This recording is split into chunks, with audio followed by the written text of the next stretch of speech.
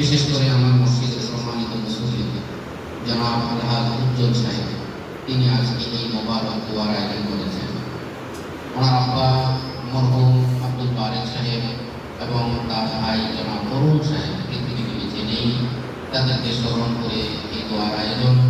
অরুণ সাহেব ওনার আব্বা অত্যন্ত ভালো মানুষ ছিলেন এবং অরুণ সাহেবের সঙ্গে আমার একটা খুবই ঘনিষ্ঠতা ছিল। আমাদের এই মাদ্রাসায় যথেষ্ট অবদান হয়েছে। এই জন্য বিশেষ করে তার আব্বা এবং অরুণ সাহেবের জন্য আল্লাহর কাছে দোয়া করবো, আল্লাহ পাক তাকে মাফ করে দেন। তোমরা ছাত্ররা ছোট ছোট কোরআনের পাখি, তোমরা যখন আমিন আমিন বলবে অবশ্যই তোমাদের দোয়া আল্লাহর দরবারে কবুল হবে।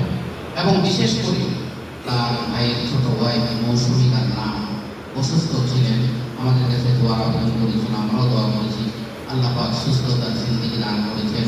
তার কৃতজ্ঞতা স্বরূপ, শুকরিয়া দান স্বরূপ আজকে বিশেষ করে এই দোয়ার আয়োজন। তোমাদের জন্য সুন্দর মেহমানদারির আয়োজন করেছেন। সব কিছু মিলিয়ে আল্লাহর কাছে দোয়া করবো, আল্লাহ পাক যাতে তাকে কবুল করেন এবং তার সুস্থতাকে আল্লাহ যাতে আরো নেক হায়াত আল্লাহ পাক দান করেন। দরুদ শরীফ আল্লাহুম্মা সাল্লি আলা মুহাম্মাদিন ওয়া আলা আলিহি ওয়া সাহবিহি।